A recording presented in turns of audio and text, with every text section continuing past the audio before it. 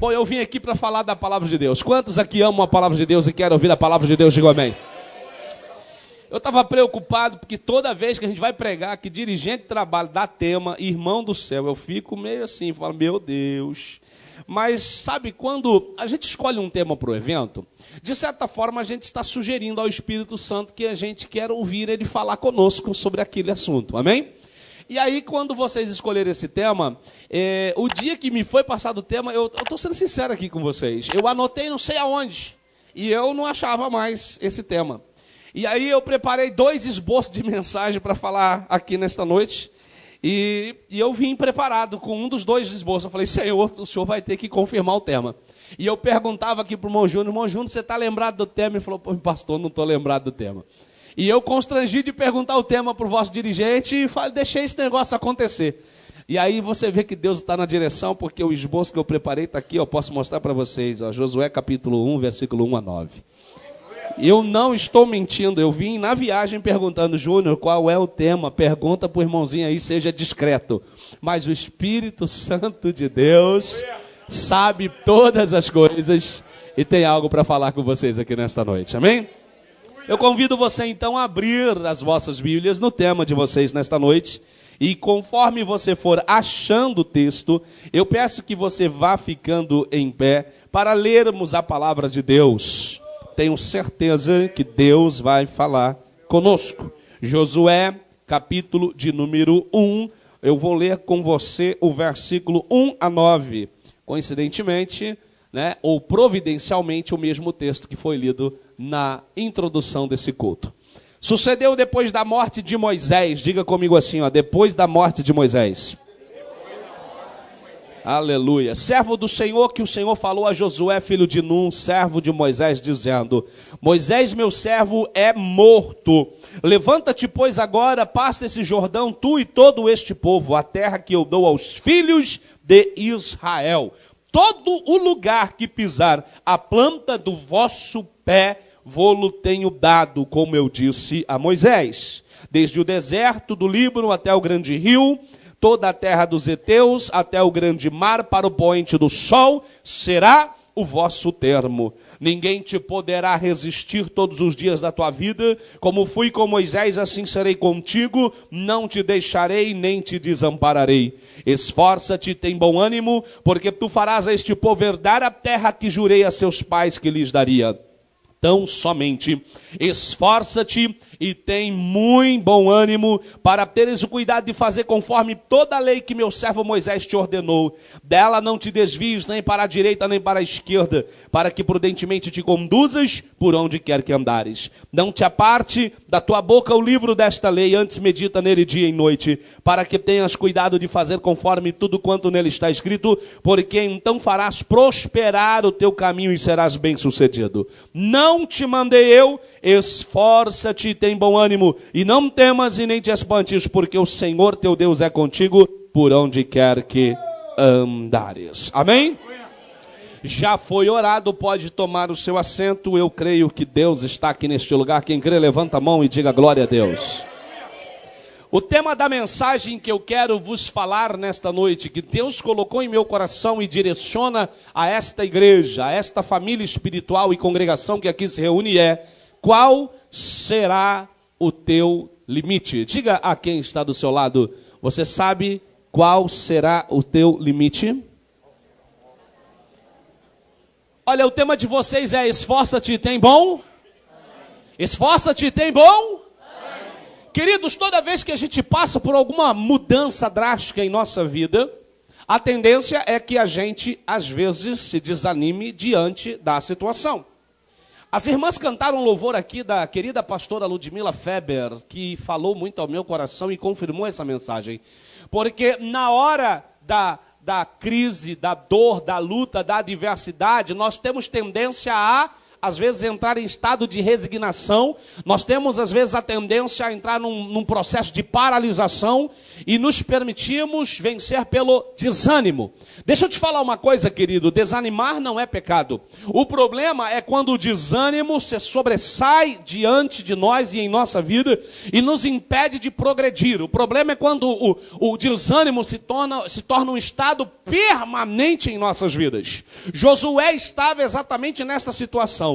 Moisés havia morrido. Moisés era o grande líder de Israel. Moisés era o grande legislador, o grande profeta. A palavra de Deus diz que quando Deus chama Moisés para ser líder de Israel, ali no livro de Êxodo capítulo 4, Deus diz para ele: olha, você vai ser para mim como um profeta, você vai ser para mim uma boca diante deles, mas para eles você será como um Deus. Se você prestar atenção na expressão que o próprio Deus fala a respeito de Moisés, é muita responsabilidade, é um peso enorme que o próprio Deus diz para Moisés, que ele seria como Deus para aquele povo, não dando a ele um poder de divindade, mas atribuindo a ele uma autoridade espiritual tão grande, que nenhum outro, a não ser o Senhor Jesus, teve sobre Israel em toda a história do povo de Deus na terra. Agora imagine o peso que recai sobre Josué. Primeiro, a ausência do seu grande líder, a sua referência, porque a Bíblia diz que Josué, antes de servir a Deus, ele servia a Moisés. Em toda vez que você observar a Bíblia se referindo a Josué, você vai ver que a Bíblia diz assim: Josué, servo de Moisés, Josué, servidor de Moisés. Então Josué tinha em Moisés o seu líder, sua referência, sua inspiração. Ele tinha em Moisés toda a referência que ele precisava para servir, para caminhar com Deus, para andar com Deus. E de repente, Moisés morre. E ainda fica toda a grande responsabilidade nas mãos de Josué. Então Deus, vendo isso, que Josué estava diante de uma situação, que ele se sentia agora oprimido pelo peso da responsabilidade, mas também perturbado pela grande perda do líder, do profeta, do legislador, da referência para aquele povo, Deus então envia uma palavra de conforto e uma palavra de estímulo. E a palavra é: olha, você precisa confiar na ordenância que eu dei a você. Eu não te mandei eu, esforça-te, tem bom ânimo e não temas. Deus estava estimulando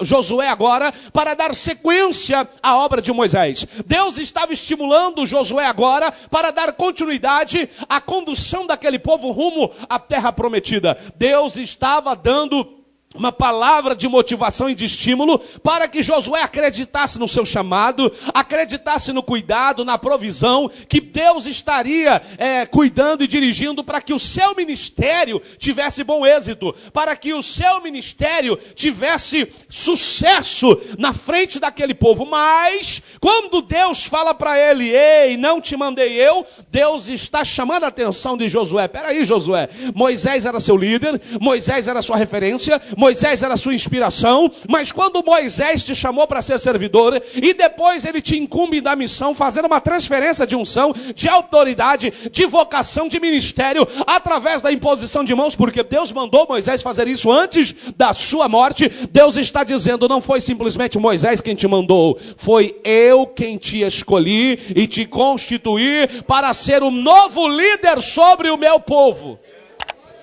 Deus estava dizendo e nos diz hoje: não é a igreja, não é a denominação, não é o ministério, não é o corpo pastoral, não é este ou aquele homem ou mulher ou instituição que está dando alguma ordenança a você, que está traçando planos para a tua vida. Quem faz é Deus, quem dirige é Deus, quem cuida é Deus, quem cumpre é Deus. Amém? Então já está aí uma boa razão para você não se entregar ao desânimo. Diga a quem está do seu lado: não se entregue ao desânimo. Por que que então Deus colocou em meu coração esse tema de mensagem? Qual será o teu limite? Porque dependendo da forma que você reagir, se comportar diante deste momento de transição, de mudança, deste momento de adversidade, dificuldade, desafio, que você está diante dele, dependendo da forma como você agir, isto vai determinar até onde você vai chegar. E o desânimo é uma das ferramentas que o diabo mais usa. Eu repito de novo: desanimar não é pecado. Não é necessariamente pecado quando alguém está em desânimo, mas ele precisa erguer a cabeça, a pessoa precisa se levantar e seguir em frente confiando no Deus que ela serve, no Deus que tudo pode e que é poderoso para fazer grandes coisas em sua vida. Então, quando eu pergunto a você, qual será o teu limite? Esse tema é uma interrogação. Eu estou perguntando a você, porque é você que vai determinar o teu limite. É você que vai determinar até onde o seu ministério vai, até onde o seu casamento vai, até onde o sucesso financeiro da sua vida vai, até onde o êxito nos seus negócios, os seus projetos, sonhos, objetivos irão. É você que vai determinar o limite disso. Como assim, pastor? O senhor acabou de dizer que é Deus que controla, faz, cumpre e realiza. Sim, Deus trabalha em nós, mas você vai descobrir hoje nesta mensagem que há uma parceria entre Deus e você, porque quando Ele te chamou, Ele depositou em você uma confiança, uma credibilidade, uma expectativa da qual você não sabe, mas Ele quer revelar a você aqui nesta noite. É você que vai determinar até onde vai a sua vida, até onde vai o teu sucesso, até onde vai o teu crescimento, até onde vai o êxito do teu ministério, até onde vai acontecer ou não teus sonhos, projetos, planos, ideais, objetivos. Nesta noite eu estou te perguntando através desse tema de mensagem, qual será o teu limite? Porque o seu limite será determinado por algum modo comportamental, por alguma atitude e ação que você vai ter.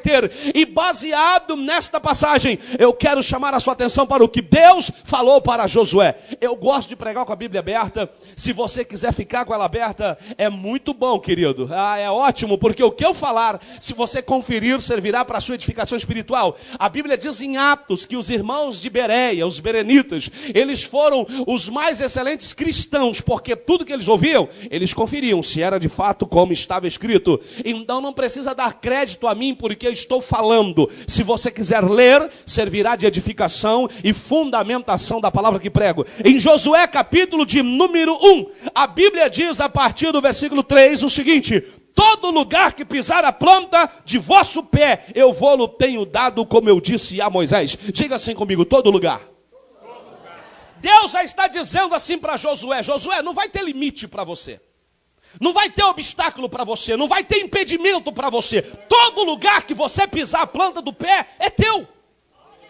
Deus está mostrando para Josué que se ele seguir o caminho de Moisés, se ele guardar os mandamentos que Moisés guardou, veja que ele fala: olha, não aparte do teu coração esta palavra, guarda, medita, dia e noite. Isso você sabe decor. Eu não vou gastar muito tempo aqui nessa introdução para falar sobre isso, porque você sabe decor. Mas o que Deus está dizendo é que se ele for como Moisés, olha só, está condicionado, viu, querido? Existe uma condição aí. Ele diz assim: em todo lugar que pisar a planta do pé. Irmão, isto é tremendo. Sabe o que esta primeira frase quer dizer para mim e para você? Todo lugar. Diga quem está do seu lado assim: todo lugar. Sabe o que isso quer dizer? Não tem lugar ruim para servo de Deus. Não tem lugar que não serve, que não é bom. Não tem emprego ruim, não tem cidade ruim, não tem bairro ruim. Deus me levou para pastorear em alguns lugares. Eu sou natural da cidade de São José do Rio Preto, interior de São Paulo. E Deus me levou para o Rio de Janeiro para pastorear. Eu pastoreei na cidade de Niterói, pastoreei em Nova Friburgo. De lá Deus me levou para Ubatuba, de Ubatuba Deus me levou para Taubaté. E nessas transições pastorais, que o meu ministério sempre foi de implantar igrejas. Eu agora estou querendo sossegar um pouquinho. Porque começar a igreja, só a cadeira e o dirigente não é mole não, viu, meu irmão? É difícil, viu? É uma complicação muito grande, é um desafio enorme. E depois você entrega prontinho, filho criado, né? E tem que seguir em frente. E aí também existe uma dor muito grande, porque esta separação dói tanto para a igreja quanto para o pastor. Mas sempre alguém dizia: ih, rapaz, você vai para aquele lugar é difícil. Ih, rapaz, aquela igreja é complicada. Aquele lugar ali, meu irmão, não dá nada. Aquilo é pedreira, aquilo é terra ruim. E eu sempre lembrava desta passagem, Deus falando para Josué: todo lugar, todo lugar. Diga quem está do seu lado: todo lugar, irmão.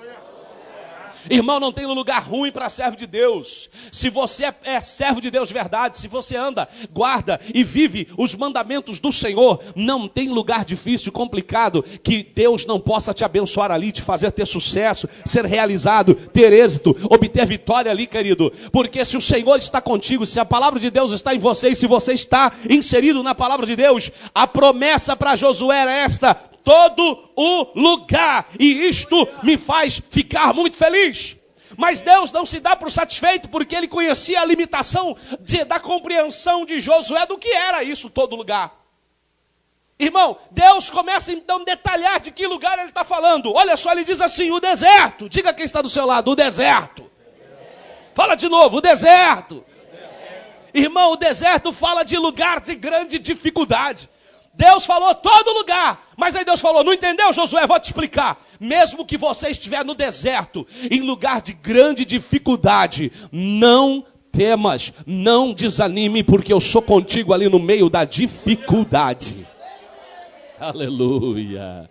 Esse é o Deus que você serve. Aleluia. Ele já disse para você que é todo lugar, mas você está dizendo, mas Deus, esse lugar é diferente de todos que eu já passei. Deus, esta igreja é diferente de todas que eu já passei. Deus, essa situação é diferente de todas que eu já passei. Deus, o Senhor não tem ideia do que eu estou vivendo. Ei, você está falando para Deus que ele não tem ideia? Está zombando da grandeza de Deus. Deus não tem só ideia, Deus tem certeza do que você está passando. Deus não tem só ideia não, Ele está com você aí nessa situação que você está passando. Você está perguntando onde está Deus. Deixa eu falar uma coisinha para você, Deus está aí com você. Aleluia. Glória a Deus, vocês cantaram aqui falando sobre a fornalha que Nabucodonosor fez uma estátua e exigiu ser adorado. E a Bíblia diz que aqueles 3 jovens foram lançados dentro da fornalha. Eles foram lançados 3, fisicamente, humanamente falando, foram lançados 3. Mas quando Nabucodonosor olhou lá para dentro, tinha 4. Por quê? Porque Deus estava com eles lá na fornalha. Onde está Deus? Deus está com você nesse lugar difícil aí. Esse emprego difícil, esse bairro difícil, essa igreja difícil, essa situação difícil, essa luta, essa adversidade, Deus está aí. Mas o teu limite nesta hora, aí no deserto, vai depender, sabe até onde você vai conseguir chegar nesse deserto? Vai depender da tua ação e reação, eu vou falar sobre isso já já. Agora dá uma olhada aí que ele continua dizendo, olha, o deserto, depois ele fala o grande rio, diga para quem está do seu lado assim, o grande rio. Querido, o grande rio fala sobre o lugar de abundância, lugar de fartura, lugar de provisão, onde tem água, meu irmão, tudo dá, tudo produz. E ainda que a terra não esteja produzindo muito, o grande rio normalmente tem fartura de viveres. Você pode fazer uma boa pescaria e saborear um bom e maravilhoso peixe. Quando faz menção ao grande rio, faz referência a um lugar de abundância, mesmo que você achar que por um acaso, se por um acaso você crescer, você ser honrado, você ser abençoado, você ser bem-sucedido, você vai ser independente, não vai precisar de Deus, você está equivocado, Deus também vai estar nesse negócio. Tem gente que tem uma mania de achar que ser bem-sucedido, ter êxito na vida, crescer na vida não é coisa para crente. Crente tem que ser miserável, crente tem que ser aquele pobrezinho, coitadinho, que anda sempre todo maltrapilho, todo esfarrapado pela rua. Não, querido, o Senhor te fez filho e filha do reino, Ele tem o melhor para a tua vida, e Ele vai estar com você nesse momento para cuidar de você, para guardar seu coração, não deixar soberba entrar aí, não deixar arrogância entrar aí, não deixar o diabo tirar proveito e fazer com que o seu coração fique colocado no dinheiro, porque a Bíblia diz que a raiz do mal é o dinheiro. Não o dinheiro é a raiz do mal, mas sim o amor ao dinheiro é a raiz do mal. Então quando alguém de alguma forma está vivendo um tempo de exaltação, de sucesso, de êxito, e deixa entrar no coração, isso acaba gerando corrompimento. Mas Deus fala assim, ei, olha, mesmo lá no meio do sucesso, do status, do reconhecimento, este lugar também te pertence, Josué. Eu vou ser contigo lá dentro, eu vou te colocar em lugares de honra, de reconhecimento, de engrandecimento, porque eu serei contigo também neste lugar, e verão o meu nome em você, verão o meu nome em sua vida. É a mesma verdade que o Espírito Santo quer falar para você aqui nesta noite. Na sequência do texto ele diz, ei, também a terra, olha só o que ele fala aqui, ó. Toda a terra, diga assim, toda a terra. A palavra continua falando terra dos heteus porque faz referência a alguns adversários, inimigos que Israel tinha que enfrentar. Mas eu quero me limitar à terra. Aí fora, este mundo parece que não te pertence. É verdade, o mundo, no sistema que ele vive, não pertence a você. Mas esta terra não se referindo ao sistema mundano, a terra. Esse universo que Deus criou é nosso. Quando Deus fez, Ele colocou o homem aqui e disse, olha, crescei, multiplicai e dominai. Deus fez a terra para ser habitada por mim e por você, e para que nesta terra nós sejamos felizes, realizados, nós tenhamos êxito, e de alguma forma o nome dEle seja exaltado e glorificado em nós. Então não tenha medo de achar que o que está aí fora não te pertence, o sistema mundano não te pertence, esta forma de cultura profana e mundana não te pertence, mas este mundo, apesar do maligno estar dominando, não é dele, não pertence a ele, não foi feito para ele. Deus fez o homem para habitar o mundo, Deus fez o homem para herdar a terra. Então eu quero que você, no nome do Senhor Jesus, entenda que mesmo que esta terra te ofereça grandes desafios, grandes lutas, adversidades, ou oportunidades que para você parecem inalcançável, ou quem sabe você acha que é muito grande, é muito difícil, o Senhor está dizendo, eu vou estar com você também, diante da grandiosidade, da extensão do desafio, diante da grandiosidade do que você vai precisar enfrentar, para alcançar, para conquistar, e para ter êxito na tua vida. Deus está dizendo para Josué, toda a terra, Josué, eu vou estar com você, aleluia. E ele termina dizendo, e o grande mar. Mar fala de instabilidade. Eu não sei se você já morou em litoral, eu já morei. Ao mesmo tempo que você está ali tranquilinho na beira da água, de repente a onda vem e limpa tudo. Eu já vi carrinho de cachorro quente, de pipoca, ser puxado para dentro da água. Eu já vi aqueles turistas desavisados com câmera digital, celular sentado na areia. A onda vem e puxa para dentro da água. Eu já tomei um tombo da onda, estava lá dentro, tranquilinho, mar calmo. De repente veio uma onda, me fez tombar, engolir água salgada, sair com o olho todo vermelho, porque o mar, ele faz referência à instabilidade. Ao mesmo tempo que ele está tranquilo, ele fica revolto, a onda levanta. Querido, Deus estava falando, Josué, mesmo que você encontrar diante da sua vida momentos de instabilidade, e você achar que você não vai conseguir se equilibrar, não vai conseguir agir, não vai conseguir sair, você vai pensar que esta situação é uma situação já determinada ou definida. Na realidade, eu vou ser contigo nela também. Querido, quando eu olho para o ministério de Josué, eu vejo ele passando por isso tudo, grandes situações e experiências que ele vivenciou, e o Senhor estava com ele, ainda que você tenha que vivenciar a instabilidade do mar da vida, que de repente você dorme de um jeito, acorda de outro, você chega no trabalho e de repente sua carta de demissão está autorizada e assinada pelo seu chefe, de repente você está bem de saúde, e sequer de repente você descobre que já está enfermo, e a medicina querendo te condenar à morte. Deus está dizendo, não temas, eu estou com você aí. Não perca o ânimo, porque eu serei com você.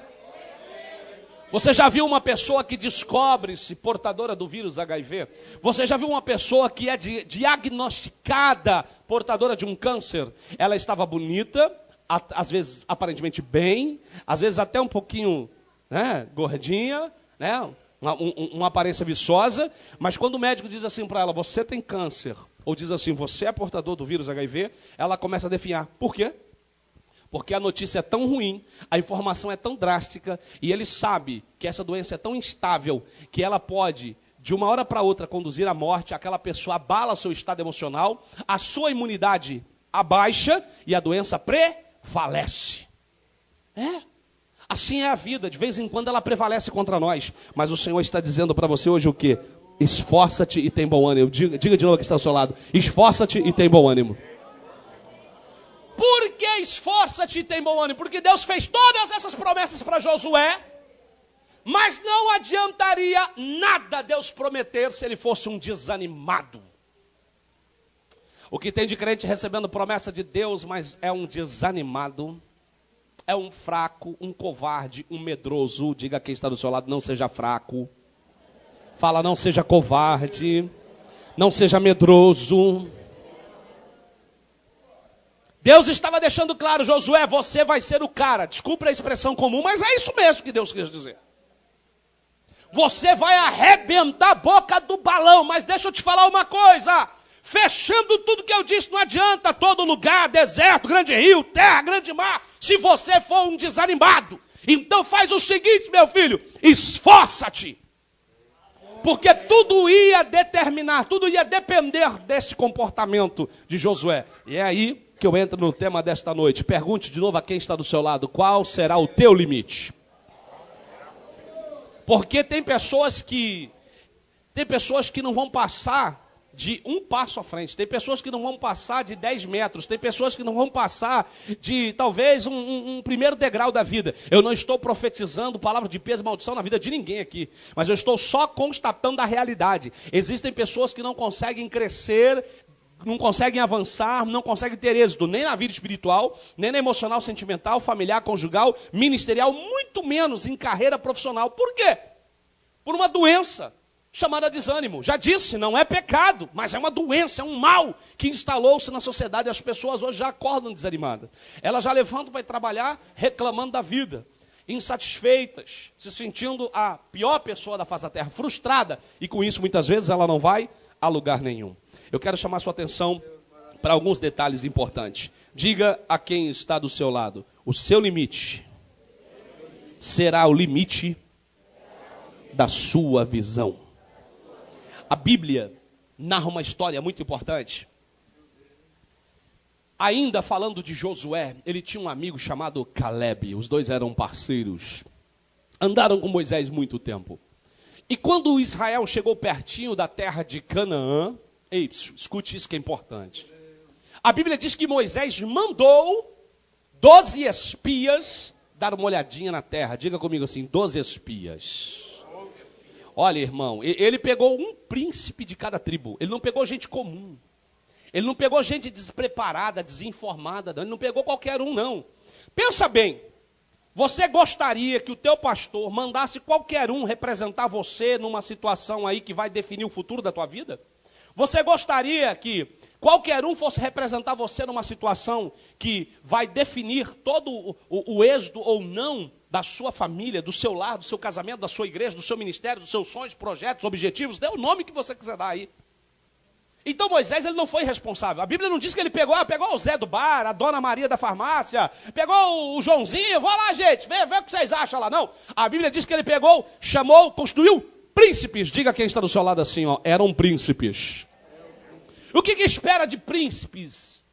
O que espera de príncipes? Que tenham uma visão diferenciada, sim ou não? Pessoas que consigam olhar com um olhar de liderança, olhar com excelência e ter um julgamento mais apropriado da situação. Não espera que um príncipe tenha uma visão medíocre. Não se espera que um príncipe tenha uma visão limitada. Espera que ele consiga enxergar as coisas de uma forma diferenciada. E a gente alimenta uma expectativa porque a gente sabe, pô, ele é príncipe. Ah, o cara é príncipe. Tem sangue azul na veia. Não é verdade? Aí Moisés manda 12 príncipes. Dentre eles, Josué e Caleb estavam no meio. E eles chegaram para espiar a terra. Irmãos, eu imagino, mais ou menos que foi assim. Eles estabeleceram arraial, levantaram acampamento em Caçapava e falaram assim: galera, dá um pulinho ali, ó, ali em Tremembé, dá um pulinho ali em Taubaté, dá uma olhadinha, essa terra é boa. Eles estavam perto da cidade, porque seria uma idiotice enorme, um erro de logística e planejamento enorme, se Moisés estabelecesse arraial muito longe, acampamento muito longe. Ficaria difícil de analisar a terra, ficaria difícil de presenciar e estrategiar uma entrada, planejar uma tomada, uma posse imediata daquele lugar. Então, julga-se que eles estavam bem perto já de Canaã. Vai lá, dá uma olhada e volta aqui avisar para a gente. E eles foram. E a Bíblia diz que quando eles voltam, 10 espias voltam desanimando o povo e dizendo: aquela terra é uma terra complicada, porque lá está os heteus, os jebuseus, os amarreus, os amorreus, e foi falando tudo quanto é eus que você puder lembrar aí. Irmão, havia uma concentração de inimigos de Israel e de povo naquele lugar que assustou 10 espias. E eles voltaram pondo defeito na terra, voltaram criticando a terra. Você pode ver isso lá em Números capítulo 13, versículo 31, e em Números capítulo 14, versículo 36 e 37. Eles desanimavam o povo, eles desmotivavam o povo, eles desacreditavam o povo da possibilidade de que aquele lugar fosse bom. Apesar de ser aos olhos um lugar aparentemente bom, eles viram, por exemplo, cachos de uva que precisavam de 2 homens para carregar, como Deus prometeu, terra que mana leite e mel, ou seja, terra produtiva, terra que tudo que plantasse ia dar, e dar em abundância e com qualidade. E eles viram, eles disseram, a terra é boa, mas olha, é difícil, a gente não vai conseguir não. Não vai ter como tomar posse desse lugar. Não vai ter como a gente conseguir estabelecer essa terra como sendo nossa. É impossível, não dá, não tem jeito. Mas a Bíblia mostra em Números capítulo 13, versículo 30, e em Números capítulo 14, versículo 6 a 8, que Josué e Caleb tinham opinião diferente. Meu irmão, a minha opinião diferente não é resultado do achismo, é resultado da visão que eu tenho dos fatos. Eu não dou opinião para dar palpite na sua vida, e eu não vou dar opinião para dizer apenas o que eu acho. Se eu der uma opinião, ela vai ter que estar fundamentada na visão que eu tenho dos fatos.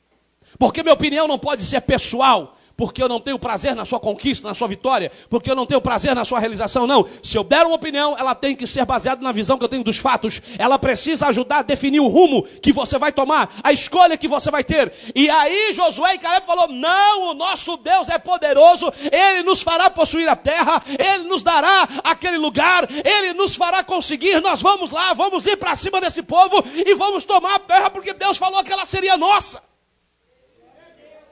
Olha a diferença de visão. Qual será o teu limite? O teu limite será o limite da sua visão. Diga de novo a quem está do seu lado. O teu limite será o limite da tua visão. Vai depender de como você vê as coisas, de como você olha para os desafios da vida, de como você olha para as lutas, para as adversidades, para os problemas. Porque se você atribuir, escute o que eu estou dizendo aqui, se você atribuir aos seus problemas, lutas e adversidades mais poder do que o teu Deus tem, você vai ficar sofrendo, vivendo escravo, vivendo limitado, derrotado e infeliz. Mas se você atribuir ao teu Deus maior poder e maior grandeza do que os seus problemas, lutas e adversidades que você está passando, diz a palavra do Senhor que em todas estas coisas, você já é mais que vencedor em Cristo Jesus. Você pode levantar tua mão e dar glória a Deus nesta noite. Aleluia! Olha a diferença de visão. 10, a maioria, dizendo não dá, não tem jeito, a gente não vai chegar em lugar nenhum. 2, a minoria, dizendo assim, a gente pode, esse povo não é nada diante do nosso Deus, Deus é poderoso. Deixa eu te mostrar qual era a visão que os 10 tinham. Abre a Bíblia aí. Números, capítulo de número 13, versículo de número 33. Está escrito assim, também vimos, diga assim comigo, vimos. Ver fala de visão, ok, irmão? Amém? Eles estão falando assim, ó, Números 13, 33. Também vimos ali gigantes, filhos de Enaque, descendentes dos gigantes. Agora, dá uma observada na forma com que eles se colocaram diante dos gigantes. Olha só.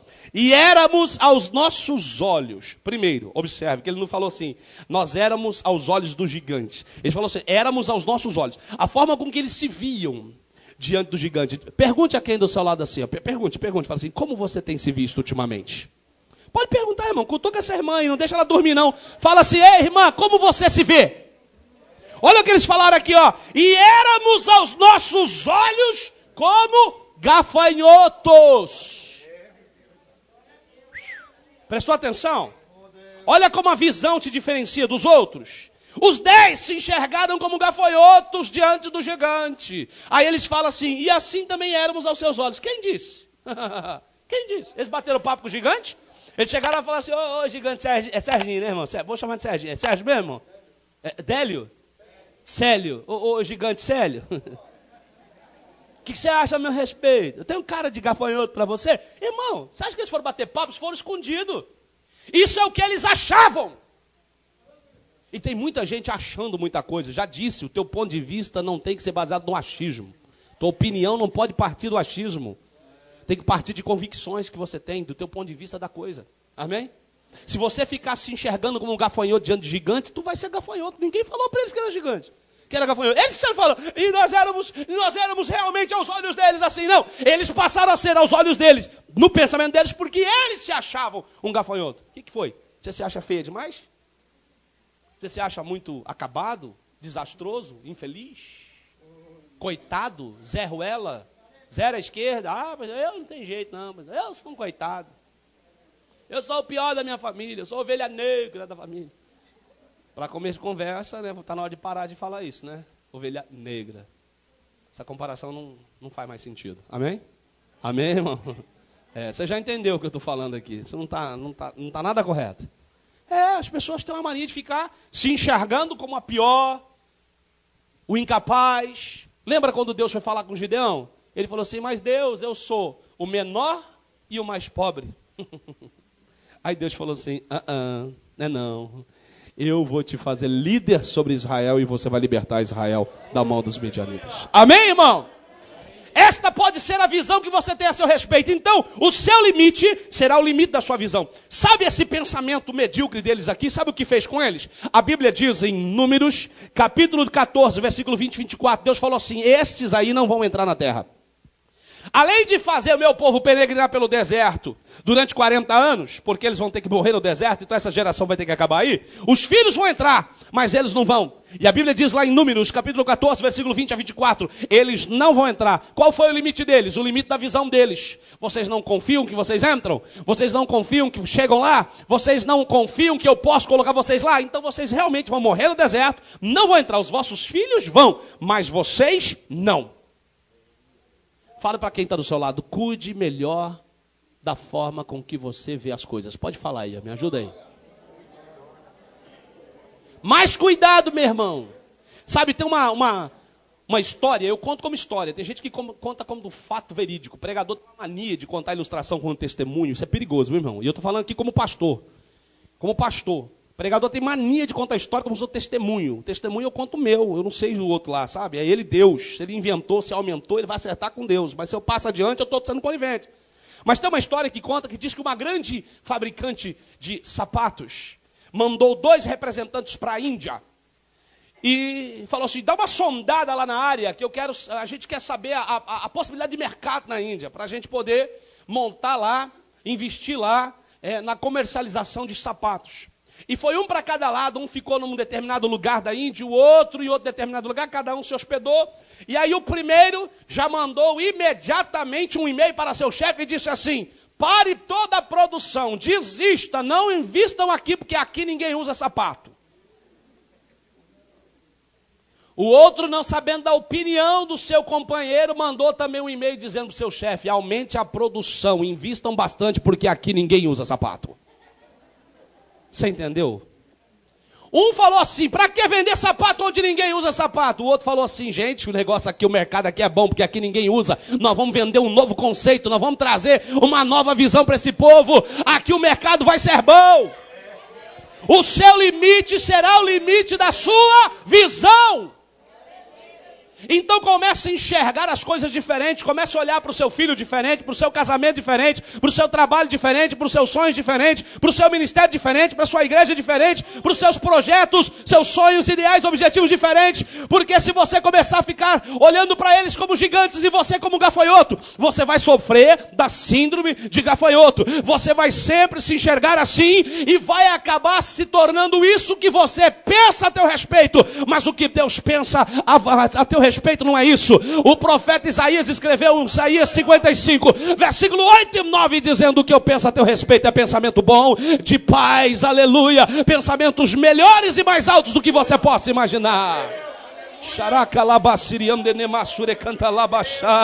Aleluia. Não coloque limite naquilo que Deus disse que é ilimitado para você. Não determine o fim precoce do que Deus tem para a tua vida. Deus já havia dito: Josué é todo lugar, é o deserto, é o grande rio, é a terra, é o grande mar. Mas não desanime, porque senão você não vai a lugar nenhum. Aleluia. O que Deus já te prometeu é grande demais. O que a palavra de Deus diz a teu respeito é grande demais. Mas você não consegue caminhar 1 metro à frente do seu nariz, me perdoe a franqueza. Porque a tua visão, é desse tamanhozinho. Você vive um evangelho muito mesquinho. Você vive um reino que parece mais do país como é que chama? Da Alice, né? No reino das maravilhas. Não tem nada a ver isso. Isso não é conto de fada, irmão. Isso aqui não é conto da carrochinha, não. O reino de Deus é algo real na minha e na tua vida, amém? Diga para quem está do seu lado assim: o seu limite. Vamos lá, mais forte. O seu limite será o limite dos teus sonhos. Como é que você tem sonhado ultimamente, meu irmão? Ah, pastor, eu só tenho tido pesadelo. Também, né, irmão? Você bate um x-tudo com 3 hambúrguer, 4 ovos, 500 gramas de bacon, vai dormir? Vai ter pesadelo mesmo, irmão. Bate uma feijoada, né? Vai para casa, deita, dorme, vai ter pesadelo. Eu não estou falando desse sonho que você sonha dormindo, não. Estou falando de sonho de quem sonha acordado. Eu estou falando de ideal, propósito de vida. Ou você não tem nenhum? Você não quer ser mãe? Hã? Você não quer ser pai? Você não quer casar? Você não quer ter a sua casa própria? Ah, pastor, eu vim aqui para falar de coisas materiais e Deus estava falando do que aqui para Josué? Você acha que Deus estava falando para Josué, você vai ser um anjo, vai ter 4 asas, vai voar? Tem uns crentes que é meio assim, né? Principalmente nós pentecostais, não se ofenda, eu sou tão pentecostal quanto você. Mas às vezes a gente espiritualiza tudo e acha que Deus não está nem aí para a nossa realidade aqui, ó. Deus está muito ocupado com a nossa realidade. E eu não estou fazendo aqui, eu não sou pregador de triunfalismo não, meu irmão. Eu não estou pregando vitória a qualquer custo não. Eu justamente estou condicionando a sua vitória a uma conduta, a um modo comportamental que vai fazer a diferença na sua vida. O seu limite será o limite dos seus sonhos. Quando eu leio a Bíblia em Números, capítulo de número 2, Neemias, capítulo de número 2, eu vejo um homem que era copeiro. Diga assim comigo, copeiro. Olha, irmão, qual a importância dessa profissão? O camarada ficar lavando copo. Não, copeiro não é só porque lava copo, não, que é uma das funções do copeiro, viu? Ele era um garçom do rei. Cuidava de servir seu jantar, sua bebida preferida. Qual a importância dessa profissão? Hoje alguém fala assim, o que você faz? Eu sou garçom. Fala assim, meu Deus, tadinho desse irmão aí. Quando tiver 40, a coluna já está estourada. Varizes para todo lado. É isso que alguém pensa, né? Quem trabalha em pé o tempo todo, postura, todo cuidado. Irmão, esse cara, naquele reino, deixa eu te falar uma coisa para você. Naquele reino, baseado na realidade que ele estava, ele era só um copeiro. Ele era só mais um, alguém considerado insignificante, porque ele estava ali contrariado, ele estava sob um período de cativeiro, só que ele não se enxergava escravo. A escravidão está na sua mente, meu irmãozinho, minha irmãzinha. Se você acha que o teu modelo de vida, o teu estado de condição espiritual ou material agora é uma condição de escravo, é assim que você acaba ficando. Ele era escravo, mas sabe o que ele sonhava? Ele sonhava voltar para a sua terra, ele sonhava reconstruir os muros de Jerusalém e restaurar o templo. Isso é coisa para garçom fazer? Mas esse camarada com esse sonho, ele agradou o coração de Deus. Tem sonho, irmãos, que fede as narinas de Deus. Tem sonho que Deus tem nojo. Ele olha assim e fala, mas que pretensioso esse cidadão. Porque às vezes é uma torpe ganância, uma cobiça maligna que Deus não aprova. Mas quando o meu e o teu sonho, quando o meu e o teu projeto, quando o meu e o teu objetivo glorifica a Deus, Deus entra em ação para fazer ele se tornar viável e possível na minha vida. Sabe por que lá em Gênesis capítulo 11 o projeto daquele povo não deu certo? Porque não glorificava a Deus. Eles bateram no peito e falaram, vamos fazer uma torre que toque o céu.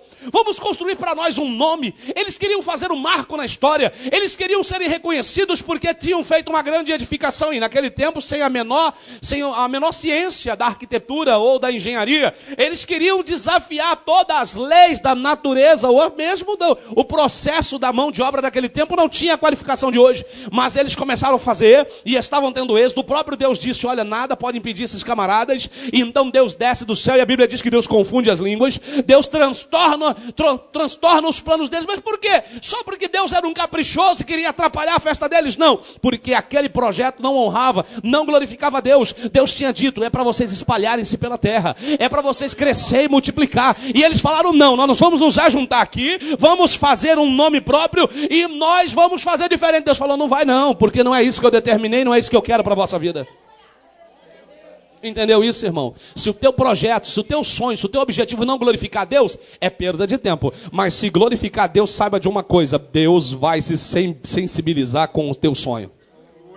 Ele sonhava, ele projetava, ele idealizava. E aí um dia ele entra em capítulo 2 do livro de Neemias. Ele nunca havia estado triste perante o rei. Olha que coisa linda, irmão. Apesar de estar no estado de cativeiro e ser um simples garçom na presença do rei, ele fazia isso com excelência. Ele servia com prazer. Ele nunca tinha chegado emburrado, doido para o rei cair duro, morto, porque ele era só um garçom. Ele nunca chegou revoltado com o seu trabalho, indignado com a sua realidade. Mas a Bíblia diz que aquele dia ele chegou triste. triste. Ele nunca tinha estado triste. Deixa eu te falar uma coisa, irmão. Tudo tem tempo determinado. Existe o tempo de estar sorrindo. E existe a hora certa de você demonstrar o seu sofrimento. Não é para qualquer um, não é em qualquer hora. Tem que ter o momento certo. Até para isso Deus trabalha. Até nisto Deus age. No momento certo, Neemias demonstrou a tristeza. E Deus tocou o coração do rei. E o rei lhe perguntou: por que está triste o teu rosto? Pois não estás doente. Não é isto senão tristeza de coração.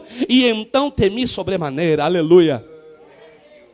Olha só, o rei discerniu, tem alguma coisa errada, teu coração não está bem, rapaz, o que está acontecendo? E aí ele compartilha a frustração, fala: minha terra está destruída, minha terra está lá toda, o povo está disperso, Jerusalém está abandonada e deserta. E ele disse: mas o que você quer fazer? Qual é o teu objetivo? A Bíblia diz que ele orou, capítulo 2, versículo 4 de Neemias, ele orou ao Senhor, o rei disse: o que você me pede? Fala aí. E ele então apresenta o seu projeto. Aleluia. Amado, querido, se prepare, querido, porque vai chegar a hora de você apresentar o teu projeto.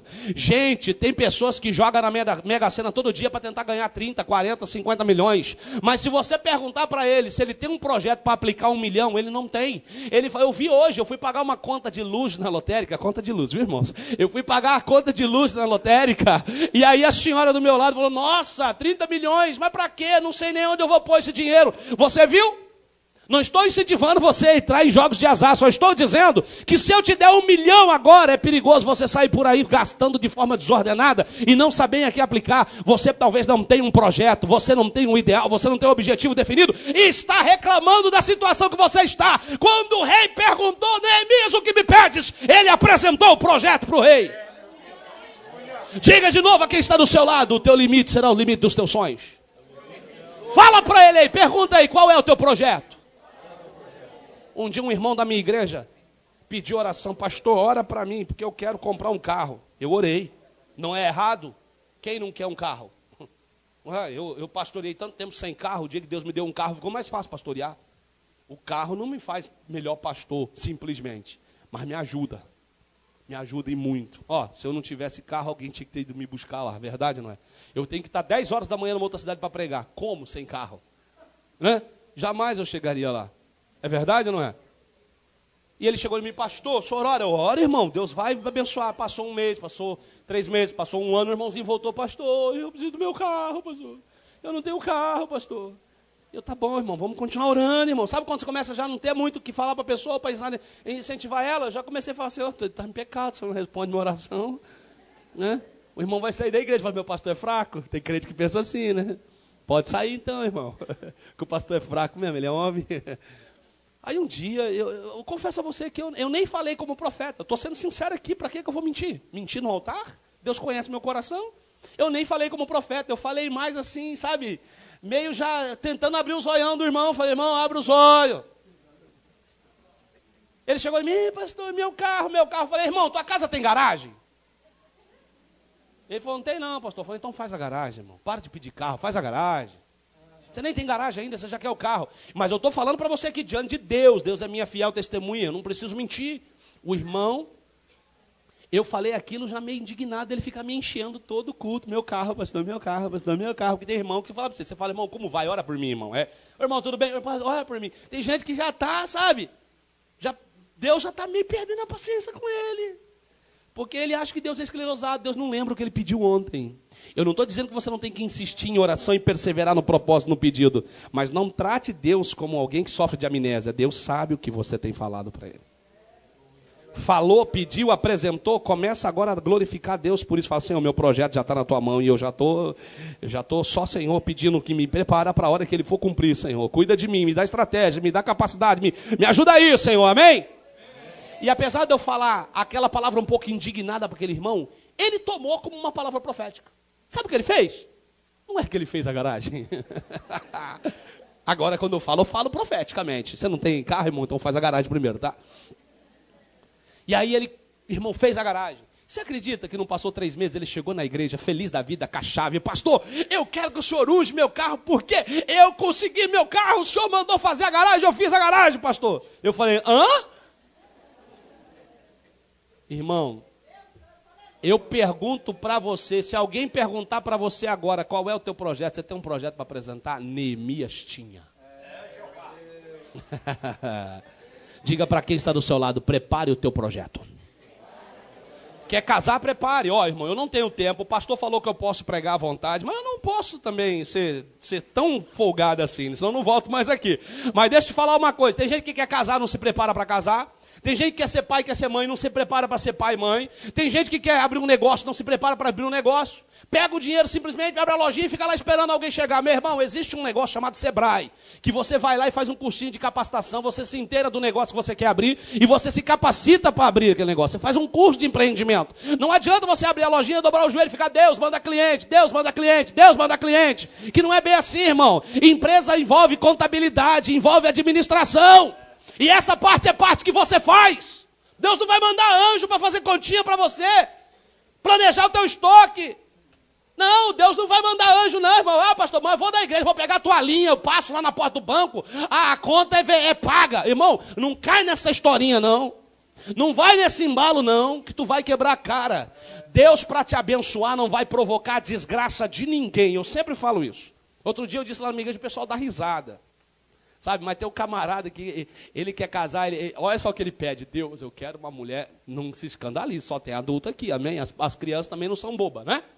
Deus, eu quero uma mulher corpo escultural, loira, do cabelo lisinho, que não precisa de chapinha, olho azul, Senhor, dente, tudo direitinho, pele de seda, Deus. No peso, hein, Deus? Peso certinho, pezinho 36. Deus, por favor, ele passa todo o projeto da mulher que ele quer, né? Mas como é que ele é? Como é que ele é? Hã? Ele quer a mulher perfeita, mas ele, desculpa o termo que eu vou usar aqui, ele é desgraça em pessoa, irmão. Ele é o cão chupando cana. Aí ele quer uma bênção dessa, e Deus, para abençoar ele, vai desgraçar a vida da coitada. É verdade ou não é? A menina quer o homem perfeito, cara trabalhador, de preferência bancário, com carreira feita. Né? Tem umas que já pede o cara, perde a aposentar, irmã, isso aí já é exagero. Essa diferença de idade aí vai gerar pecado, vigia, tá? Tô te alertando, tem um limite para a diferença de idade, viu, irmão? Não é preconceito não, é juízo, amém? Amém, irmão? Não, eu quero o cara, vida feita, realizado, de preferência, tudo certinho. Mas e você, irmão? Como é que você é, filhinha? Hã? Meu Deus, o cara casa abençoado, não sabe fritar nenhum ovo, quando frita não sabe se é um ovo, se é uma dúzia, vira uma diversidade na frigideira. Não sabe fazer um arroz, irmão. Parece mais massa corrida. Se você passar na parede, gruda tudo. Você acha que a tua bênção vai ser a desgraça do outro, irmão? Não, vou pegar a tua linha, pastor. Vou lá no banco, vai zerar minha dívida. Não cai nessa não, irmão. Não cai nessa não. Para com essa besteira. O Deus que você serve não é assim. Ah, eu não estudei para o concurso, mas eu estou jejuando faz 30 dias. Eu vou passar. Não, Deus é injusto, você passa no concurso, o camarada se matou de estudar, fez até cursinho para passar no concurso, Deus vai lá e põe você, analfabeto, despreparado, que sempre dormiu até meio-dia, é uma pessoa que não tem noção do que vai fazer naquela empresa, Deus coloca você lá, prejudica o que estudou, o que pagou concurso para fazer o concurso e prejudica o dono da empresa, né? Porque põe você lá. Ah, você está de brincadeira comigo? Não faz isso não, irmão. Amém, querido? Amém. É engraçado, mas é sério. Amém? Você precisa entender o seguinte, o teu limite será o limite do teu sonho, do teu projeto, do que você tem idealizado. Você será feliz tanto quanto você se preparou para ser. Você será feliz, terá sucesso, terá êxito, tanto quanto você se preparou para ser. Você acha que eu estou aqui por acaso? Eu não estou dizendo que eu sou melhor, ou tem alguma coisa que me faz diferente de você, não. Eu apenas cumpri a vocação de Deus, mas Deus me vocacionou e pronto. Eu não paguei nenhum preço, eu não me esforcei, eu não tirei algumas horas para poder me preparar para pregar aqui. Você está achando que eu vim no caminho e falei, Deus, eu vou lá falar alguma coisa? Não, querido. Deus usa você, há uma parceria. Você está entendendo o que eu disse no início da mensagem? Há uma parceria. E diga aí a quem está do seu lado, a sua parte é você que vai ter que fazer. Amém, irmão? Eu nem vou falar de José, porque o tempo não me permite, mas o sonho de José todo mundo conhece, né? José teve um sonho despretensioso. Uma bobeirinha de nada, ele só tinha 17 anos e sonhou que ia ser líder dos próprios irmãos e dos pais. Sonho besta, bobinho, despretensioso. Era um sonho pequenininho, né? Eu vou ser líder sobre meus irmãos. Ele era o mais novo, olha o absurdo, a tradição totalmente já contrariada, né? Não vou nem falar muito do sonho dele, mas só para você ver como Deus faz. Olha só, e esse sonho aqui não é projeto, esse sonho aqui já é diferente. Isso aqui já é propósito. Já era Deus mostrando para ele, é até lá que eu vou te levar. Amém? Deus tem te mostrado até onde vai te levar? Então não desanima no caminho. Diga quem está do seu lado aí. Fala aí, não desanima no caminho. Aleluia. Abra sua Bíblia aí. Provérbios é Velho Testamento. Para quem frequenta EBD não vai ser difícil achar. Provérbios capítulo 24, versículo 10. Nós vamos ler juntos, apesar das diferenças de traduções. Vamos lá. Provérbios 24, 10. Todo mundo respira fundo, enche o peito aí e me ajuda. Vamos lá. Quem já achou, diga glória a Deus. Está escrito o que aí? Vamos ler? 1, 2. Se te mostrares fraco no dia da angústia, é que a tua força será pequena. Amém? Amém. O seu limite será o limite das tuas forças. Diga quem está do seu lado, esforça-te. Esforçar-se é fazer um pouquinho mais de força. Tem hora que está dando vontade de parar. É verdade ou não é? Casamento entrou naquela crise. Não é nem dos 7 anos, não. É do 2º ano mesmo. Ultimamente não tem mais crise de 7 anos. É crise de 2º ano. Camarada sai do primário, né? Sai da lua de mel, que às vezes não dura nem 6 meses. Aí ele já descobre que, meu pai, onde eu entrei? Aí entra a primeira. Você está achando que é moleza? Casamento é desafio, irmão. Quem falou para você que era moleza te enganou. Não assusta também quem não é casado, não. Casamento é bênção também. Mas é uma bênção. Uma bênção. Tem tudo. As irmãzinhas é verdade. E os irmãozinhos é verdade. Todo mundo concorda. Quem falou para você que ia ser moleza? Hã? É verdade. Sabe, às vezes entra naquela crise. E aí as forças vão acabando. Deixa eu te dar um conselho. Cuidado com as decisões que você toma quando você está cansado. Estou cansado deste homem, pastor. Cansei dele. Cansei dela, pastor. Estou cansado dessa situação. Cuidado. A Bíblia diz que Esaú foi para o campo caçar e ele não conseguiu encontrar nada, não caçou nada. E ele estava espavorido de fome e, diz a Bíblia, cansado.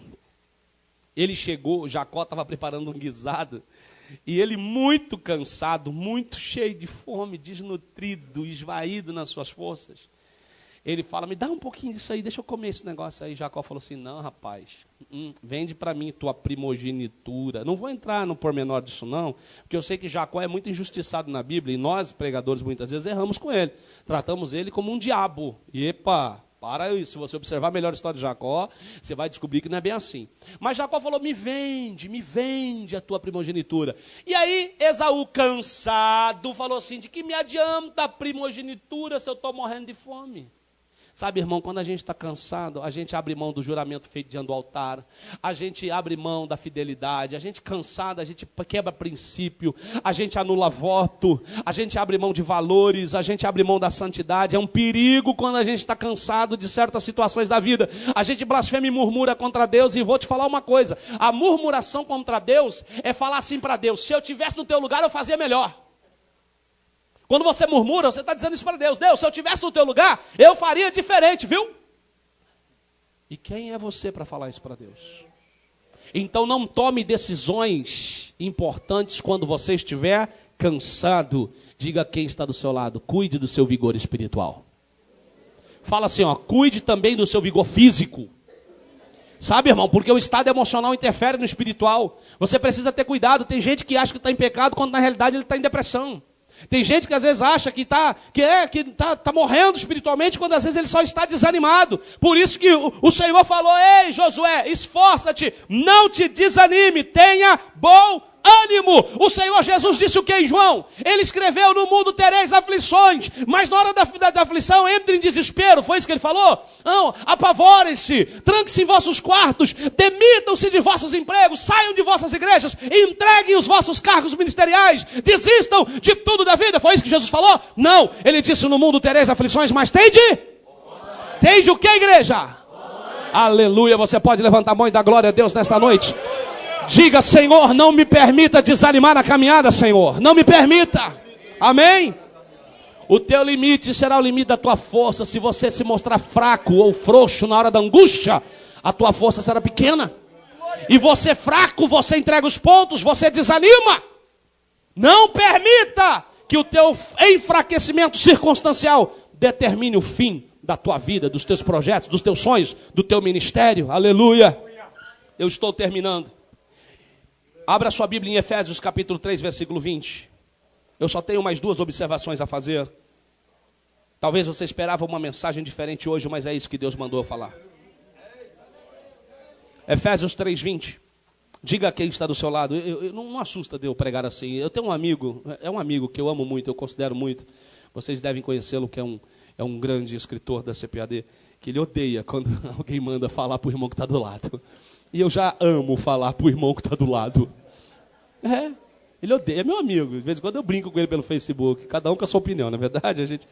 Mas, por favor, diga assim, fala para quem está do teu lado assim, ó, o seu limite será o limite da sua fé.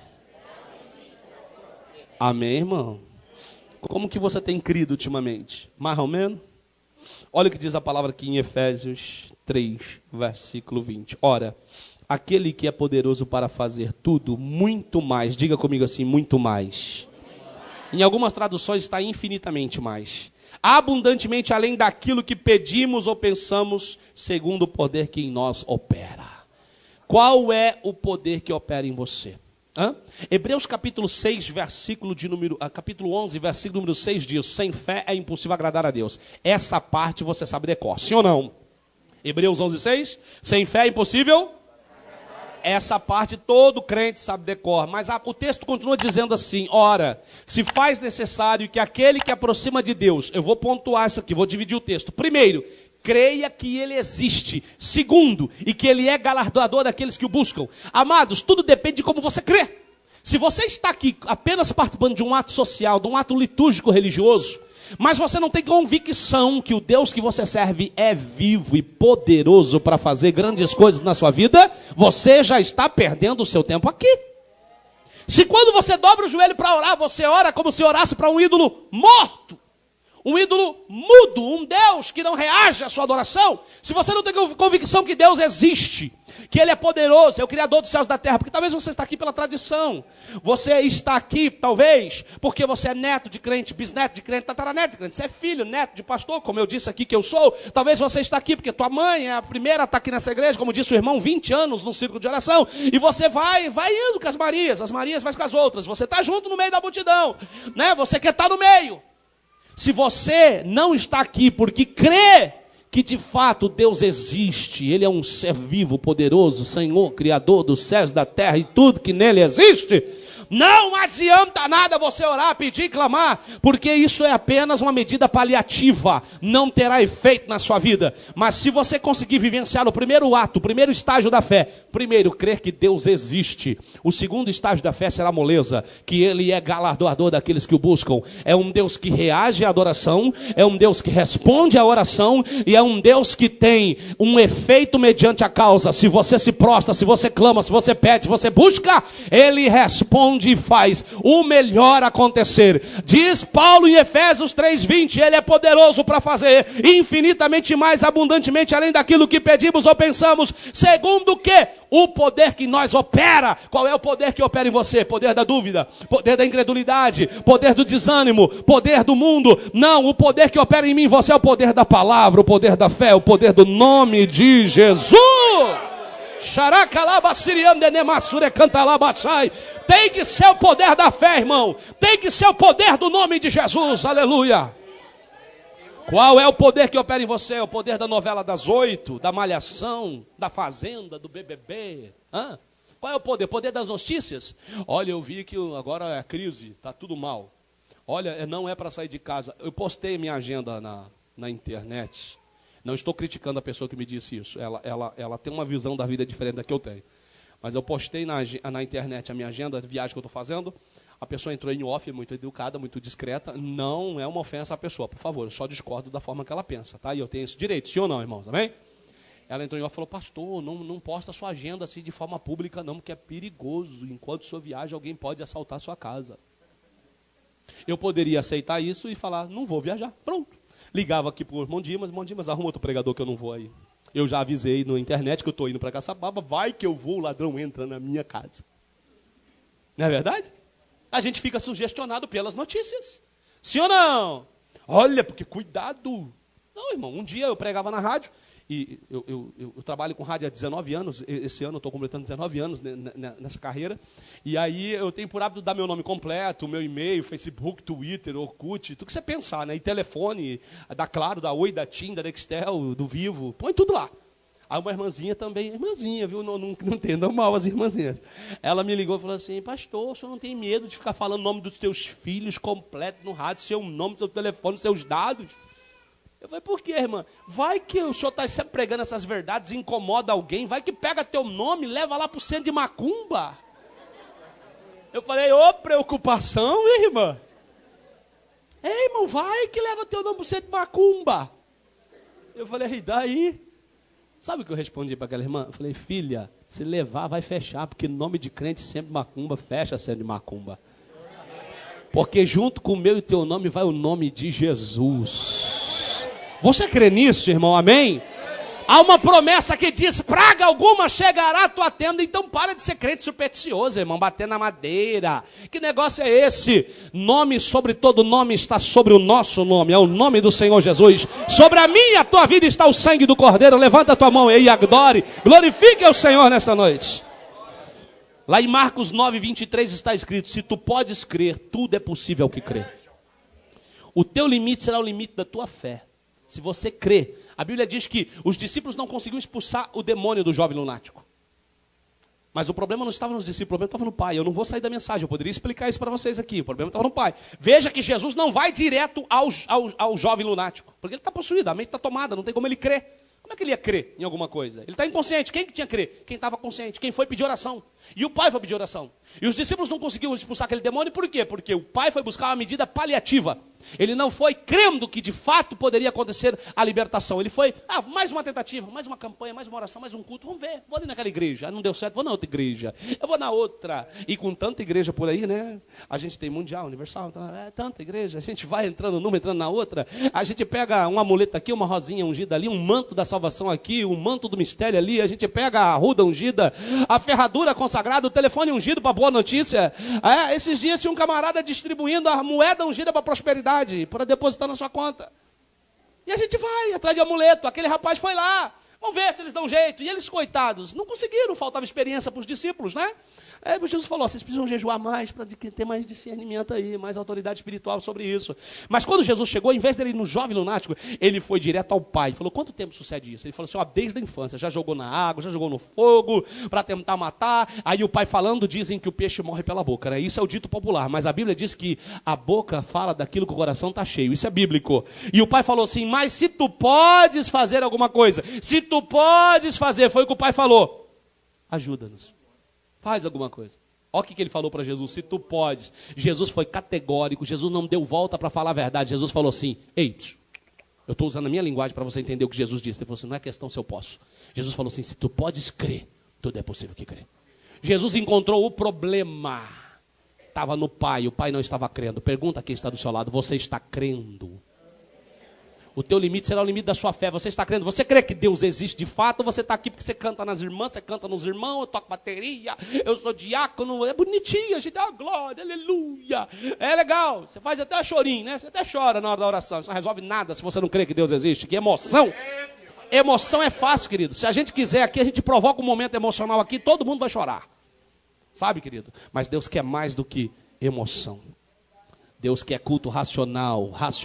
O que é culto racional? Eu sei no que eu creio. É um culto que está em linha com a palavra, com o entendimento. Quando a gente diz que um animal é irracional, é que ele não tem juízo, ele não tem noção do que ele está fazendo. Você é racional, você tem noção do culto que você está prestando a Deus. Você sabe que você está aqui no que você crê e o Deus que você serve. Dizem por aí que poder e milagre não se explica assim. Está aqui na palavra de Deus, poder e milagre só manifesta na igreja, porque a igreja crê e há poder no nome do Senhor Jesus. Quem crê, levanta a mão e dê glória a Deus.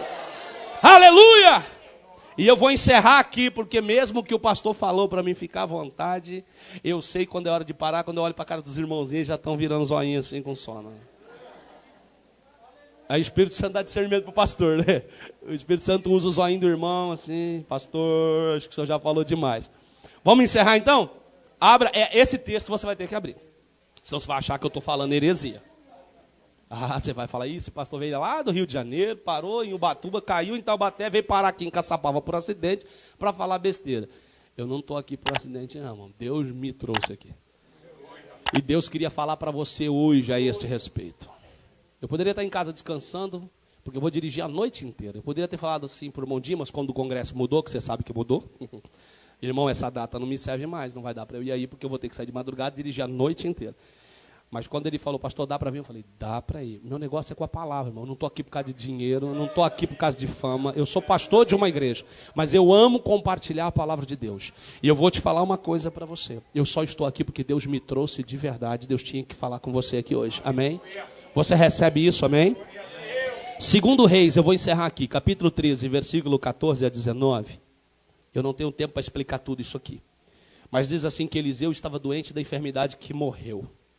Isso aqui já daria uma tremenda de uma mensagem, né, irmãos? Porque tem gente que acha que crente não fica doente e acha que crente doente está em pecado, né? E se o crente está doente, Deus deixou de existir na vida dele. Já começa por aí, já vai dar um problema sério isso aqui. Mas não vamos ficar presos aqui não, senão a gente sai do tema, né? A Bíblia diz que ele estava doente da enfermidade que ele morreu. Mas mesmo doente, ele não deixava de ser profeta, amém? Mesmo que você esteja passando luta, adversidade, problema, está aí a razão para você não desanimar. Isso não quer dizer que o Deus que você serve deixou de ser Deus porque você é fraco, porque você é carne, porque você é limitado. E o rei estava diante de uma grande batalha que ele ia enfrentar contra os sírios. Ele correu ao profeta e gritou, meu pai, meu pai. Por que ele chamou o profeta de meu pai? Porque ele era o orientador, ele era a cobertura espiritual, a autoridade espiritual sobre aquele povo. Ele entra em desespero e fala, o profeta está doente, está vindo um grande exército contra mim, estou enrolado, vou morrer. E aí, o profeta então resolve liberar sobre ele uma palavra de vitória. Olha que tremendo isso. Capítulo 13 de 2 Reis, versículo 15. Quem está com a Bíblia aberta, diga amém. Eu faço questão que você leia isso. Eliseu lhe disse, toma um arco e flechas. E tomou um arco e flechas. Ele fez um ato profético, irmãos. Ele exemplificou a profecia. Então disse o rei de Israel, põe tua mão sobre o arco. E pôs sobre ele sua mão. E Eliseu pôs suas mãos sobre a do rei. Primeira coisa que eu quero deixar bem claro.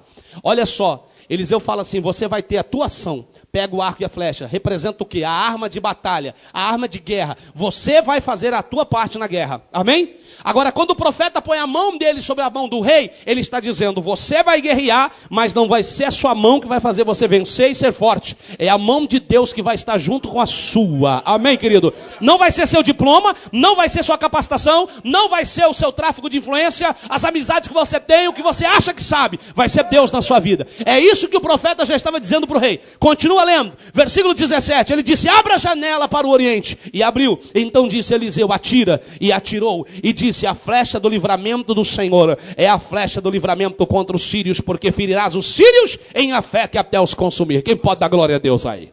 Aleluia. Que legal, que bonito, aleluia. O profeta disse, ele vai ferir os sírios até eles ficar meio machucados. Foi isso que está escrito aí? O irmão Délio, você ainda está aí? Tá ali, ele está concentrado. É Célio, né? Irmão Célio está ali ainda, está concentrado, tá, né? É isso mesmo, irmão? É até eles ficar meio machucado ou até os consumir. É isso que está escrito aí? Até os consumir. Sim ou não, irmão? Sim. Pergunta a quem está do seu lado. Você sabe o que quer dizer consumir? Pergunta. Não é mais ou menos deixar eles meio assim cambaleando, meio machucados, não. Até acabar com eles com tudo, irmão. Até não existir mais nenhum inimigo diante deles. Aí, olha só, versículo 18. Disse mais. Presta atenção que a palavra de vitória já tinha sido liberada.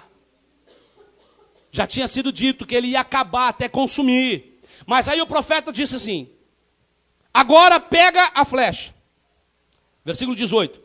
E fere a terra. Aí o rei pegou a flecha e feriu a terra 3 vezes. Fala assim comigo, 3 vezes. Agora você vai me ajudar a pregar de novo. E vai falar só você mesmo bem alto. O meu limite será o limite da minha determinação. O rei chegou todo apavorado na presença do profeta. O profeta libera uma palavra de vitória e aí requer uma ação. Fala, agora pega a flecha e fere a terra. Eu acho que o rei falou assim, mas que idiotice, né? Esse profeta é meio besta, fica fazendo ferir a terra aqui. Esse cara é meio bobo. Ao mesmo tempo que ele chega buscando ajuda, crendo que o profeta é alguma coisa, de repente ele acha que o profeta é um palhaço. Ele acha que o profeta está debochando dele, está de brincadeira, mandar ficar ferindo a terra com a flecha. Aí ele pegou a flecha, 1, 2, 3, tá bom, profeta? Olha o que aconteceu aí, versículo 19. Então o homem de Deus ficou feliz da vida. Olha, Nossa, ele tocou pandeiro, ele dançou, ele falou em mistério. Foi isso que está escrito aí, pessoal? O homem de Deus fez o quê? Se indignou. Tem hora que dá uma raiva, irmão. Você prega, ó, eu estou pregando faz um bocadinho de tempo, nem vou falar, porque senão alguém vai ver o DVD depois e fala, chama esse pregador não, que ele fala muito. Ó, estou pregando faz um bocadinho de tempo, tem gente que não entendeu ainda.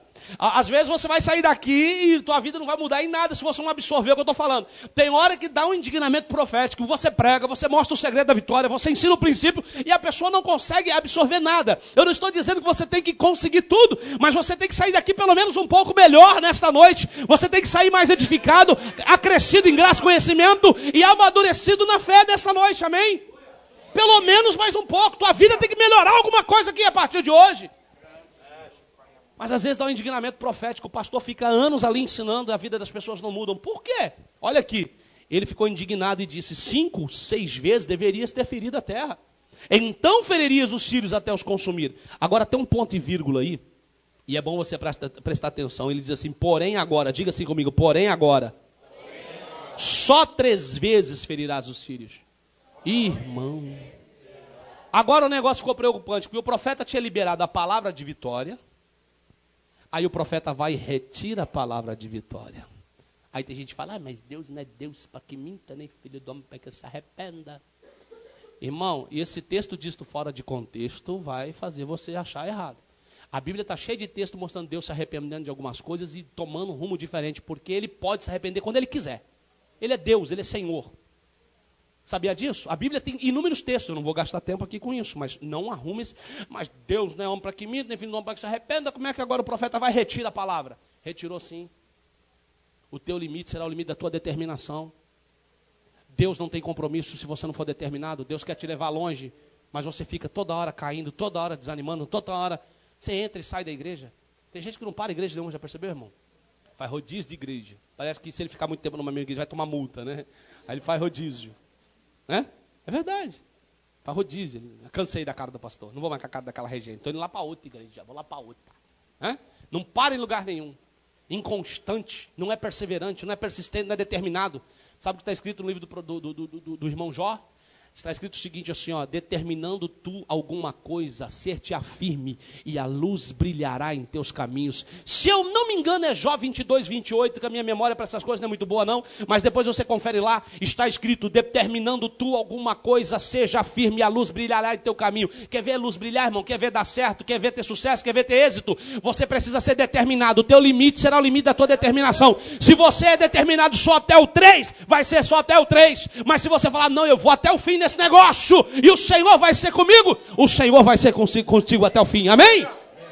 O profeta retirou a palavra de vitória e disse assim, você só tem determinação para 3, então vai ser assim, você vai vencer os sírios, mas não vai os consumir. Sabe o que Deus está falando aqui? Se você não for determinado, você vai até um ponto, mas para ali, não vai adiante. Seja determinado, o Senhor vai te levar a lugares altos, a lugares excelentes, a coisas que você não viu, nem ouviu e nunca conseguiu imaginar, porque o teu Deus é Deus de grandezas na tua vida. Quem crê, levanta a mão e glorifique ao Senhor nesta noite. Se coloque de pé, por favor.